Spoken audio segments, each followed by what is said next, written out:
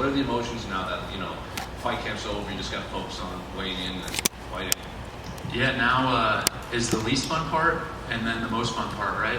All rolled into a week, so I feel really excited to compete. Obviously, it's been a little bit of time since I was able to get in the cage, and so, I'm just very grateful, very appreciative of this opportunity, and I think, I'm just going to go out there and be myself and put on an amazing performance. Well, you had mentioned that, it's been a while since we had seen you. Were you expecting a call sooner, or do you think they were trying to hold you for like a big event like this? Well, it was part of my plan to take a little bit of time off. At that point last year, with my last fight, I had taken 5 fights in 365 days and just been on basically a year's worth of training camps, and I wanted to take some time and focus on my development, and training for a fight and just training to get better and improve are a little different, and so I think it made sense. And then when I was looking at the timeline for what events were coming up, this fit in perfectly with that plan. Well, I know you famously said, you want to be on pay-per-view main cards, but I guess people were a little surprised given the amount of marquee names at UFC 300 that you were still in the pay-per-view. So were you surprised that they put you above guys like Yuri and Alex? Yeah, I didn't expect it. I think that it's a big honor for me to be where I'm at on the card, and just to be on this card in general, because there's so many amazing fighters and so many guys that have a ton of experience and who are just doing big things in the sport. And so I feel like it says a lot about me, about the UFC and our plans, and I think they align. And I think that I'm just grateful to be where I'm at, and grateful to have this platform to go do my thing.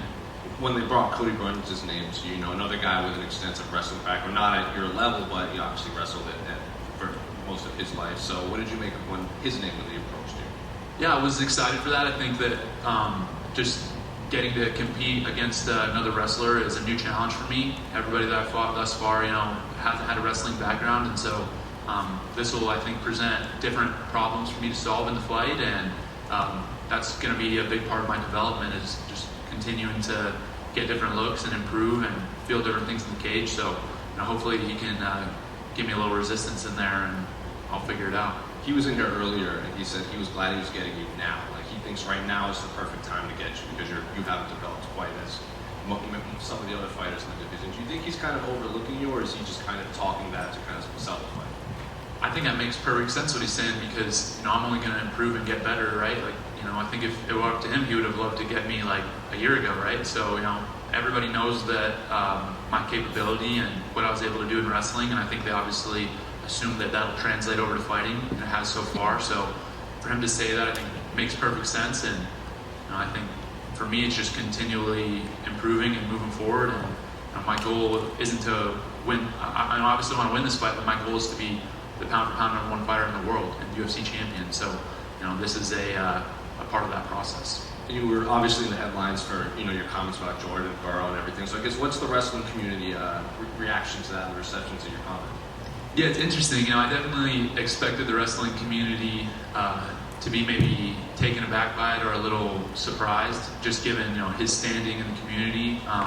But I've gotten a lot of support from people that are actually like in the community, that wrestlers, coaches, people that are in it, not just fans that are kind of watching from the outside. And everybody is kind of on the same page as me. So that was interesting to me. It's not something that I expected, but I just pretty much was frustrated with what he had to say and let that be known. Final one from you. Can I get your thoughts on the main event between Alex and Jamal, and then the BMF fight between Justin and Max? Yeah, both fights are going to be amazing contests. I think those guys are extremely skilled in what they do, and looking forward as a fan of the sport to watching both those fights. Definitely, I would say like kind of dream matchups, if you will, for guys that go out there and they're going to get after it, and they just put on amazing shows. So I'll be tuning in probably from home at that point. But excited to watch those fights. Right here. You talked about how the UFC is positioning you on this card, what Cody says about your potential and things like that. It seems like everyone knows what you can be capable of, and maybe the only thing that could stop you is yourself at this point. So how do you keep grounded and make sure you're training properly, dieting, focusing, all these things, and not letting any of the outside stuff seep in? I think it starts with why I'm doing what I'm doing. I'm not doing any of this for outside attention or for money or any of this external kind of stimulus, external reward. It's all because I love it. At the end of the day, I could probably go do a lot of different things, a lot of things that are easier than being an MMA fighter, but this is what I'm choosing to do. And so obviously take that very seriously. I'm very motivated, very disciplined, and that's probably a testament to the people that I've been able to be around, coaches, teammates, my dad, people that have had a positive impact on me and been good examples for me. And basically, to sum it up, I do this because I love it and not for any of the extracurricular stuff. Is it important though that you keep, I guess, setting new goalposts and keep finding ways to be pushed? Because complacency can be like the worst thing for fighters in the sport. Do you see that and know that there needs to be collaboration with the UFC to continue this in a way that keeps you focused with everything you just said there? I think that there's definitely collaboration. I feel like when I look at the UFC and myself, I see us as we're on the same team. We want the same things, and so that's something that I think has been a really positive relationship thus far, and we've been aligned, and I think that will continue moving forward.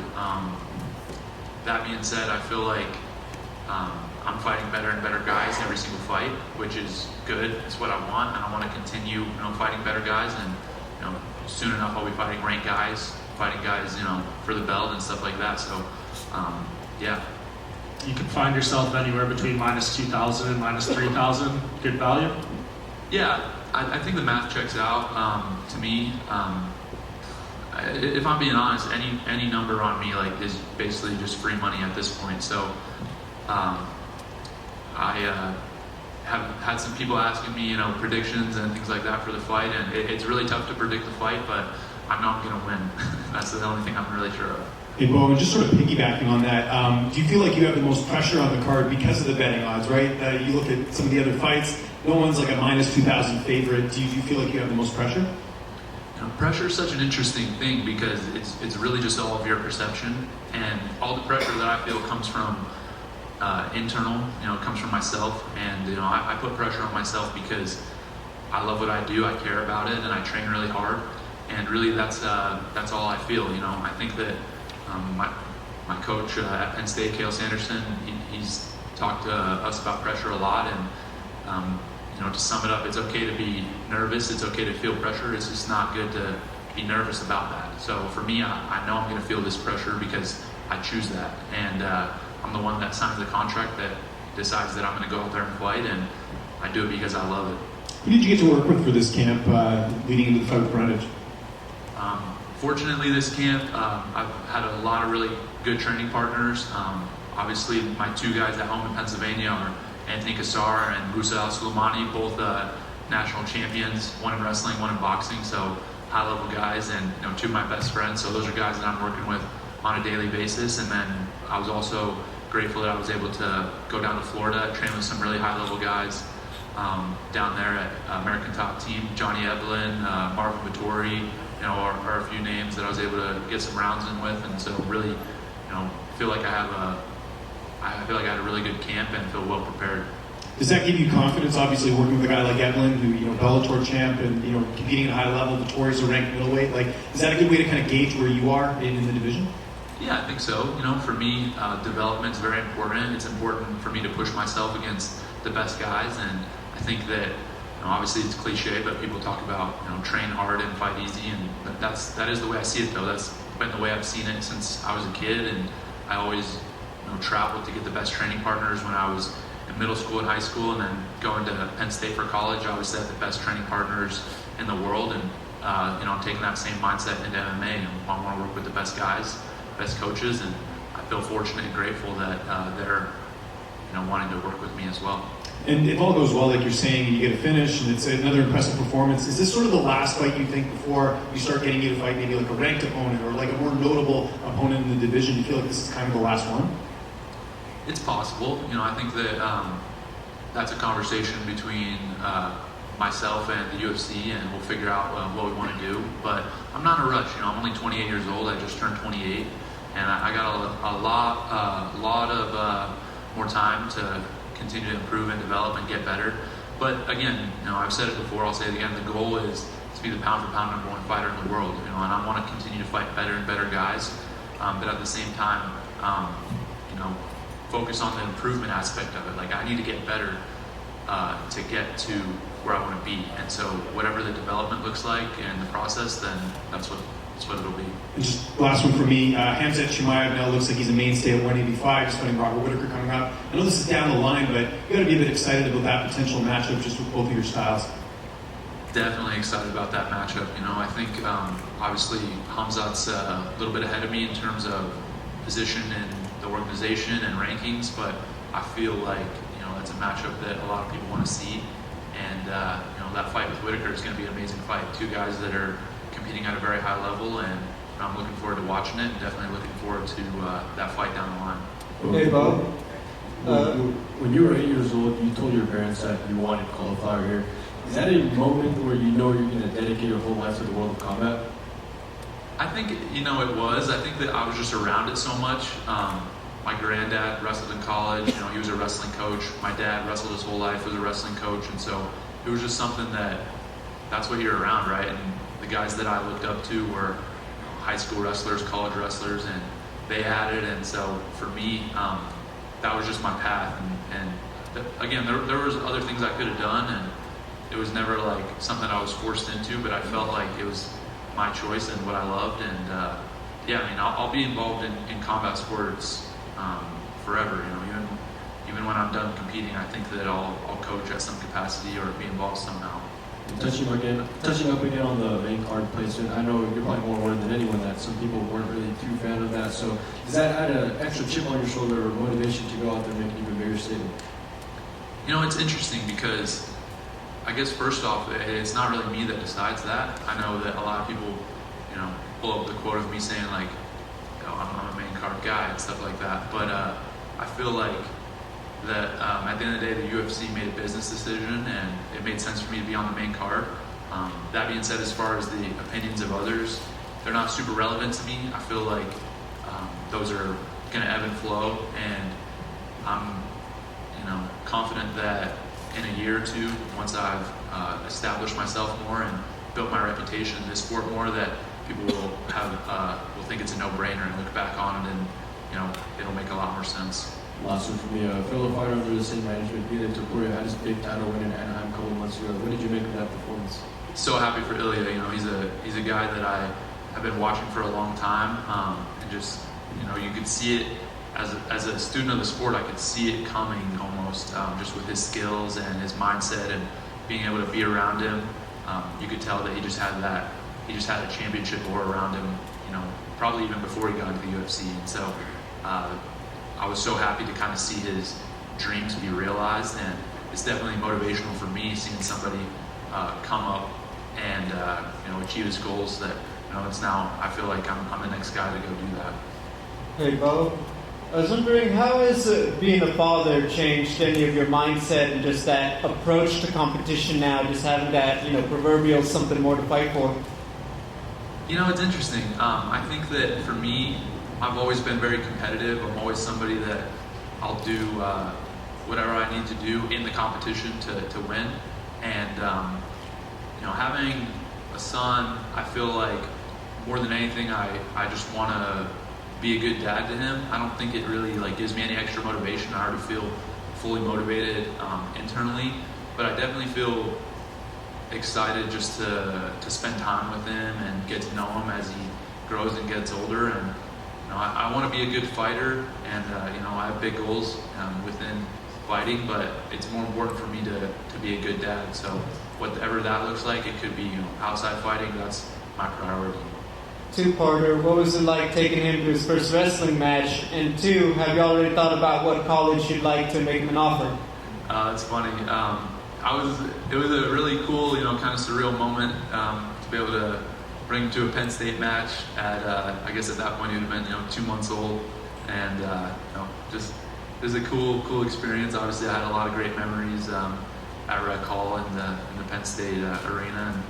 And to bring him there was special. And as far as him going to school or what he's going to do, I think that I would love it if he chose to do something different than me, just because I feel like he can be his own person and figure out what he likes.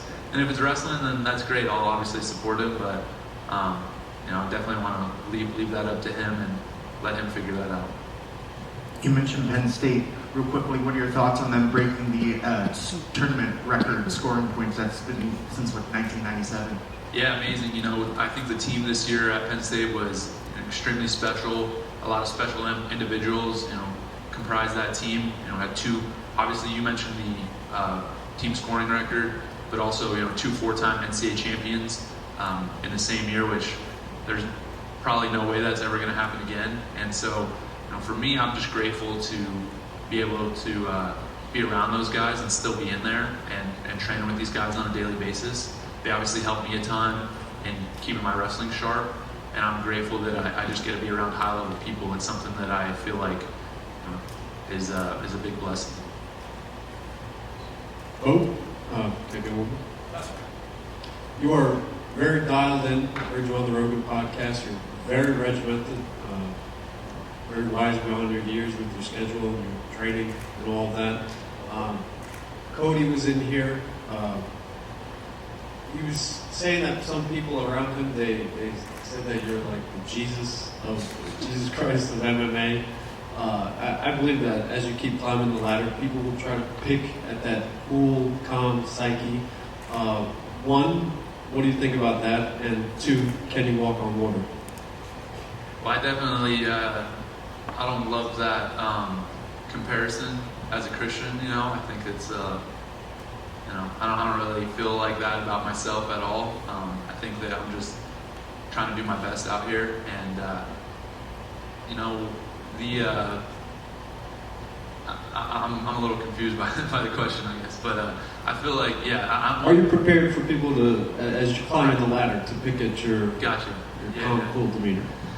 Yeah, I feel fine, with people saying whatever they want to say. Of course, people are going to try to get a rise out of me or, say things that to throw me off, but I'm just trying to go out there and accomplish what I want to accomplish, and however they want to go about it is really irrelevant to me. It makes no difference, and people want to sell the fight, people want to build the fight up, and I get that, but for me, no matter what's said in the lead up or the fight week, we're going to get locked in the cage, so that's what I'm focused on, and anything that is important will come to light right in that moment.